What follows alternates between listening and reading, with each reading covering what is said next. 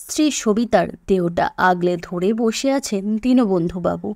তার মৃত্যুটাকে কোনোভাবেই অকাল মৃত্যু বলা যায় না, কারণ মৃত্যুর সময় বয়স হয়েছিল প্রায় 70। তবে এটা বার্ধক্যজনিত কারণেও মৃত্যুও নয়, যদিও ডাক্তারের সার্টিফিকেটে সেটাই লেখা আছে। কিছুক্ষণ পর তার দেহটাকে চিতায় তোলা হলো। দেখতে দেখতে দেহটা ছাইয়ে পরিণত হলো। দীনবন্ধুবাবুর চোখ দিয়ে কয়েক ফোঁটা জল পড়ল, কারণ এই মৃত্যুর জন্য সব থেকে বেশি দায়ী তিনি। সব কাজ সম্পন্ন হলে মেয়ের বাড়িতে ফিরে আসলেন। গত 7 বছর ধরে এখানেই তারা থাকতেন। টিনের চালের প্লাস্টারবিহীন ঘরটাতে চৌকির ওপর বসে কষ্ট আর গ্লানিতে ভেঙে পড়লেন তিনি। স্ত্রীর ছবি যে বুকে আগলে ধরে কয়েক ফোঁটা জল ফেলবেন, সেই উপায়ও নেই, কারণ এই বাড়িতে তার কোনো ছবিই নেই। কিছুক্ষণ পর তার নাতনি অনিতা বাটিতে করে কিছু খাবার এনে তার পাশে জোর আওয়াজ করে রেখে দিয়ে বলল, নাও গেল, আদিক্ষেতা দেখি আর কাঁদতে হবে না। এই বলে সে বেরিয়ে গেল। তিনি এবং তার স্ত্রী যে এই পরিবারের জন্য বোঝা, তা তিনি হাড়ে হাড়ে টের পেয়েছেন এই কয়েক বছরে। দীনবন্ধুবাবু ও সবিতা দেবীর একমাত্র মেয়ে সপ্তমী বাবা মার খুবই আদরে, বিশেষ করে বাবার তো নয়নের মনীষে। ছোট থেকে যখনই যা চাইবে তখনই বাবার সঙ্গে সঙ্গে হাজির করে দেবে। দীনবন্ধুবাবু একটা ফার্মে কাজ করতেন। এছাড়া পৈতৃক সম্পত্তি ছিল প্রচুর, 10 কাঠা জায়গার ওপর বাড়ি, নিজের চাষের জমি, কোনো কিছুরই অভাব নেই। মেয়েকেও রাজকন্যার মতো মানুষ করেছিলেন। মাসের প্রথমে যখনই মাইনের টাকা হাতে পেতেন, অফিস থেকে বাড়ির ল্যান্ডফোনে ফোন করে মেয়েকে বলে দিতেন দোকানে গিয়ে তার যা যা লাগবে সব কিছু নিতে। একবার তার জ্যাঠতো দিদি একটা ড্রেস কেনে, সেটা সপ্তমীর খুব পছন্দ হয়। বাবা মার কাছে বায়না করে অমনি ড্রেসই তাকে কিনে দিতে হবে। অনেক দোকান ঘোরার পর একই রকম জামা সে খুঁজে পেল, কিন্তু হাতে পেয়েও সে সেটা পরল না, কারণ তার মনে হলো দিদির মতো একই রকম জামা পরলে সবাই হয়তো তাকে দেখে হাসবে। তার মা বললেন, পরবি না তো এতগুলো টাকা শুধু শুধু নষ্ট কেন করলি? তখন দীনবন্ধু বাবু স্ত্রীকে ধমক দিয়ে বললেন, ও নষ্ট করবে না তো কে করবে? টাকা পয়সার তো অভাব নেই আমার। স্বামীর এই বাড়াবাড়ি সবিতা দেবীর মোটেই পছন্দ ছিল না। তার মনে হতো এইভাবে তার মেয়ে বিগড়ে যাবে। এরকম বাধা নিষেধের জন্য স্বামী এবং মেয়ের সঙ্গে তার মাঝে মাঝেই মতবিরোধ চলত। অবশ্য তার আরও একটা কারণ ছিল। দীনবন্ধুবাবুর বর্দা জগবন্ধুবাবু ছিল 2 ছেলে এবং 1 মেয়ে। তাদের সাথে খুবই ভালো সম্পর্ক ছিল সবিতা দেবীর, কিন্তু এই 2 ভাইয়ের মধ্যে একটি কারণে মতভেদ ছিল। তাদের বাবা নিজের সমস্ত সম্পত্তি, জমি জামা এই 2 ভাইয়ের মধ্যে সমান ভাগে ভাগ করে দেন। কিন্তু বড় ছেলে জগবন্ধুবাবুর ভাগে একটি জমি পড়েছিল, যেটি ছিল একেবারেই অনুর্বর, চাষাবাদ কিছুই হতো না। হঠাৎ করে সেই জমির পাশে একটা সরকারি হাসপাতাল তৈরি হয়ে যায়, ফলে এই জমির দাম হু হু করে বাড়তে থাকে। তখন দীনবন্ধু বাবু তার দাদাকে বলেন যে ওই জমি বিক্রি করে তার টাকা থেকে কিছু টাকা তাকেও ভাগ দিতে হবে। এর উত্তরে জগবন্ধুবাবু বলেন, বাবা যখন ওই অনুর্বর জমিটা আমাকে দিয়েছিল, তখন তুই তো বাবাকে বলিসনি দাদাকে কেন এই খারাপ জমিটা দিলে? আর এত বছর ধরে আমি এর আগাছা পরিষ্কার করে গেছি, কই তখনও তো তুই আসিসনি আমাকে সাহায্য করতে। এখন দাম বেড়ে গেছে বলে ভাগ নিতে এসেছিস। আমি এটা বিক্রি করব না, এখানে 2 ছেলের জন্য দোকান করব। আর তাছাড়া তো মেয়ে বিয়ে হয়ে গেলে অন্যের বাড়ি চলে যাবে, এত টাকা পয়সা নিয়ে কী করবি? মেয়ের সম্পর্কে এই কথা বলায় তিনি দাদার সঙ্গে সমস্ত সম্পর্ক ছিন্ন করে দেন। তবে সবিতা দেবী তার 2 ছেলে ও মেয়েকে ভীষণই ভালোবাসতেন। আগের মতোই তার সঙ্গে কথাবার্তা ও যাতায়াত রেখে চলেছিলেন, যেটা এই 2 বাবা মায়ে মেয়ের একদমই পছন্দ ছিল না। দেখতে দেখতে সপ্তমী আর তার জ্যাঠার মেয়েরও বিয়ে হয়ে যায়। দীনবন্ধুবাবু সারাদিন বাইরে বাইরে ঘুরে বেড়াতেন। সবিতা দেবী সারাদিন বাড়িতে একা থাকতেন, আর তার ভরসা ছিল ভাসুরের এই ছেলে 2টি। তারা এসে তার কাকিমার খোঁজ নিতেন, প্রয়োজনে তাকে সাহায্য করতেন। সবিতা দেবীও যা যা রান্না করতেন এই 2 ছেলের জন্য তুলে রেখে দিতেন। সপ্তমী যখন এটা লক্ষ্য করল, তখন সে তার বাবাকে নানা রকম কুমন্ত্রণা দিতে শুরু করলো। সে তার বাবাকে বলল, জানো তুমি যখন বাড়িতে থাকো না, 2 দাদা এখানে আসে, মা ওদের জন্য এটা ওটা রান্না করে দেয়, দেখবে কোন দিন মাকেই কিছু খাইয়ে বশ করে নিয়ে এই সমস্ত সম্পত্তি ওরা নিজের নামে লিখে নেবে। বারবার একই কথা সে তার বাবাকে বলতে থাকে। সে বলে, বাবা, যদি তুমি ভালো চাও এই সমস্ত সম্পত্তি বিক্রি করে আমার কাছে চলে এসো, না হলে দেখো সব কিছু তোমার হাতছাড়া হয়ে যাবে। ফলে স্ত্রীর আপত্তি সত্ত্বেও দীনবন্ধু বাবু জমি জমা বাড়ি ঘর সমস্ত কিছু বিক্রি করে চলে গেলেন নিজের মেয়ের কাছে, আর সমস্ত টাকা পয়সা মেয়ের হাতে তুলে দিলেন। যখন মেয়ের বাড়ি আসলেন তখন নাতনি অনিতার বয়স 16 এবং নাতি বিপ্লব তখন 18 বছর বয়সী। নাতি নাতনি মেয়ে জামাই নিয়ে ভালোই দিন কাটছিল তার। মনে হচ্ছিল এই দিনগুলো যেন শেষ না হয়। কিন্তু ধীরে ধীরে সব কিছু বদলাতে লাগলো। দূরে থাকাকালীন তাদের প্রতি তাদের নাতনির যতটা ভালোবাসা ছিল তা যেন ধীরে ধীরে কমতে থাকলো। তার ব্যবহার দিনে দিনেই খারাপ হয়ে উঠেছিল। অবশ্য নাতি এমন আচরণ কোনোদিনই করতো না, তবে বিপ্লবের বন্ধুরা যখন তখন ওই বাড়িতে আসতো, সেটা নিয়ে দীনবন্ধু বাবু একটু আপত্তি ছিল। এই নিয়ে কথা বলতে গিয়ে সমস্যা যেন আরও বেড়ে গেল। তিনি তার মেয়েকে গিয়ে বললেন, দেখ, তোর মেয়ে বড় হচ্ছে, এই অবস্থায় ছেলেগুলো যখন তখন ঘরে ঢুকে পড়ে, এই ঘর ওই ঘর ঘোরাঘুরি করে, এগুলো কিন্তু একদমই ঠিক না। কথাটা শুনে সপ্তমী খুব রেগে গেল। সে বলে উঠল, আমার বাড়িতে আমি কি করব না করব সেটা তোমার দেখতে হবে না, এটা তোমার বাড়ি পাওনি। অনিতা বলে উঠল, বাইরের লোক আমাদের ঘরের ব্যাপারে কথা বলার তুমি কে? দীনবন্ধু বাবু মুখটা ছোট করে চলে আসলেন।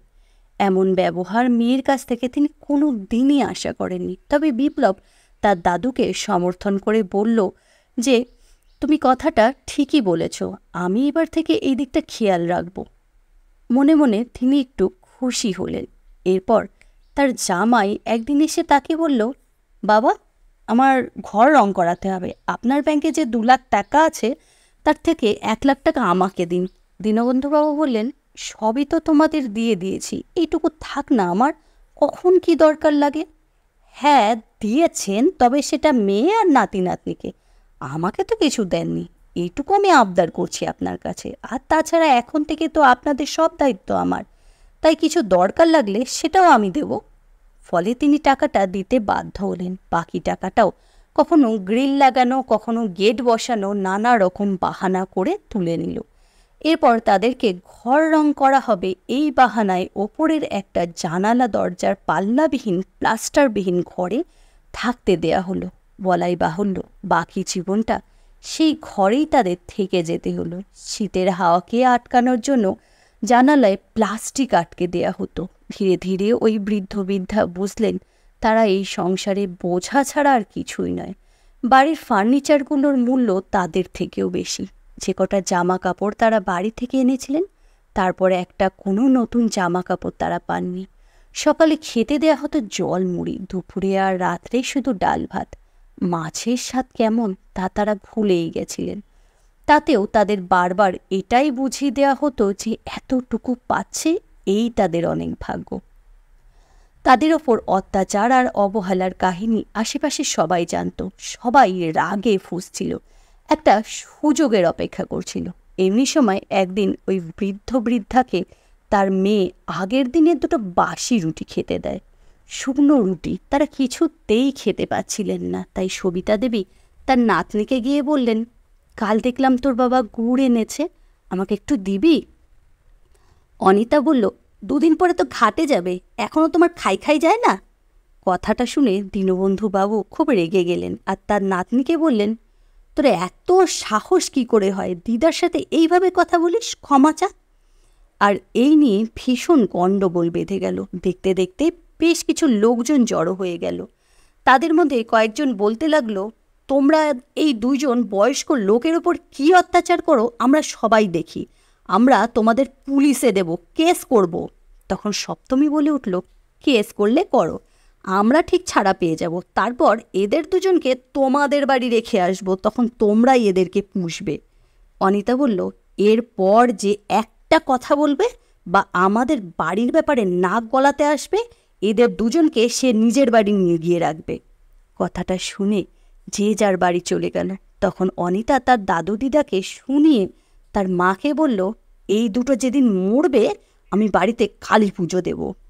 তারপর থেকে যা কিছু ঘটেছে কেউ কোনোদিন আর প্রতিবাদ করতে পারেনি। দেখতে দেখতে 7টা বছর কেটে গেল তাদের এই বাড়িতে। বিপ্লব অনেক আগেই চাকরি সূত্রে বাইরে চলে গেছে। সে থাকলে হয়তো এতটা কিছু হতো না। যখনই দাদু দিদার ওপর অন্যায় হয়েছে সে প্রতিবাদ করেছে, তবে বেশিরভাগ সময় মা আর বোনের কাছে মাথা নত করতে বাধ্য হয়েছে সে। তবে সে চলে যাওয়ার পর এই দুজনের পাশে দাঁড়ানোর মতো কেউ ছিল না। বারবার তাদের সেই গ্রামের বাড়ি, নিজের বাড়ির কথা মনে হতো, কিন্তু সেখানে আর ফিরে যাওয়ার কোনো উপায় ছিল না। সবিতা দেবী নিজের ভাসুরের ছেলেদের জন্য খুবই কান্নাকাটি করতেন, কিন্তু তাদের চোখের দেখাটুকু দেখতে পেতেন না। একবার তিনি তার স্বামীকে বললেন, আমাকে একটু গ্রামের বাড়িতে নিয়ে যাবে? ছেলে দুটোকে দেখতে যে বড় ইচ্ছা করে। ছেলে দুটোর বিয়ে হলো, বাড়ি বয়ে এসে নিমন্ত্রণ করে গেল, কিন্তু তখনও যেতে পারলাম না। দীনবন্ধুবাবু স্ত্রীকে আশ্বাস দিয়ে বললেন, নিয়ে যাব, এবার পেনশনটা পাই, ওই টাকা ওদেরকে আর দেব না, তোমাকে গ্রামের বাড়ি ঘুরিয়ে আনব। কিন্তু প্রতিবারের মতো এবারও পেনশনের দিন জামাই সাথে করে তাকে নিয়ে গেল, আর টাকা তোলার পর সমস্তই সে হস্তগত করল। দীনবন্ধুবাবুর বয়স হয়েছে, প্রতিবাদ করার মতো মানসিক ও শারীরিক জোর তার নেই, ফলে সব কিছু তাকে চুপচাপ সহ্য করতে হলো। তারপর আসলো সেই দিন সন্ধে থেকে সবিতা দেবী হঠাৎ করে বমি করা শুরু করলেন। বেশ কয়েকবার বমির পরে তিনি কাহিল হয়ে গেলেন। দীনবন্ধুবাবু ছুটলেন মেয়ে জামাইয়ের কাছে। সবাই তখন টিভি দেখছিল।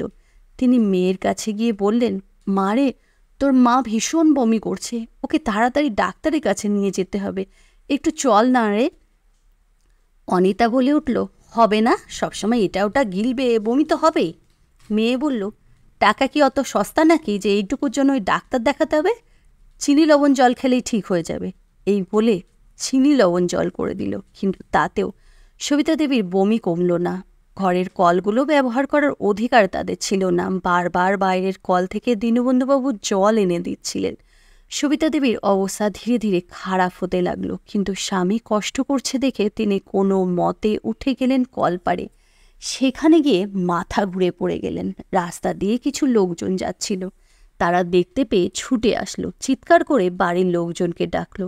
হাসপাতালে নিয়ে যাওয়া হলো, কিন্তু তার আগেই সব শেষ।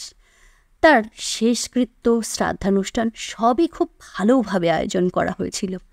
দেখলে কেউ বলবে না মৃত্যুর আগে এতটা কষ্ট তাকে পেতে হয়েছে। বাড়িতে কীর্তনের দিন লোকজন নিজেদের মধ্যে নানান কথা বলতে শুরু করলো। তারা বলল, যতদিন বেঁচে ছিল কি কষ্টই না দিয়েছে, আজ মারা যাওয়ার পর এই সব করছে যাতে প্রায়শ্চিত্ত হয়। আরেকজন বলল, তা কোনো দিন হবে না, ওদের নরকেও জায়গা হবে না। স্ত্রী যাওয়ার পর দীনবন্ধু বাবু বড় একা হয়ে গেলেন। তার সবসময় এটাই মনে হতো স্ত্রীর মৃত্যুর জন্য কোনো না কোনোভাবে তিনিই দায়ী। সে এখানে আসতে চায়নি, শুধু নিজের দাদার ওপর রাগ করে আর মেয়ের কথা শুনে দীনবন্ধু বাবু তাকে জোর করে এখানে নিয়ে এসেছিলেন। আর তার ফল ভোগ করতে হলো সবিতা দেবীকে নিজের প্রাণ দিয়ে। বুকের মধ্যেটা তার হাহাকার করে ওঠে। স্ত্রীর মৃত্যুর প্রায় 20 দিন হয়ে গেছে। সেদিন দীনবন্ধুবাবু গামছা নিয়ে চললেন পুকুরের দিকে স্নান করতে। এই বাড়িতে এসে থেকে পুকুরেই তাদেরকে স্নান করতে হতো। বাথরুমে স্নান করলে নাকি বাথরুম নোংরা হয়ে যাবে। টয়লেট করার জন্য দীনবন্ধুবাবুকে পাঠানো হতো পাশের জঙ্গলে। স্নান করতে যাওয়ার আগে তিনি তার নাতনিকে ডেকে বললেন, তুই বলেছিলিস না কালী পুজো দিবি, দিয়ে দিস কেমন? অনিতা মুখ ভেঙচিয়ে বলে উঠল, ন্যাকামির জায়গা পায় না। দীনবন্ধুবাবু মাথা নিচু করে চলে গেলেন স্নান করতে। অনেকক্ষণ হয়ে গেলেও তিনি বাড়ি আসলেন না। সে নিয়ে অবশ্য কারোর মাথা ব্যথা নেই। এর কয়েক ঘন্টা পর একজন এসে খবর দিল পুকুরে দীনবন্ধুবাবুর লাশ ভেসে উঠেছে।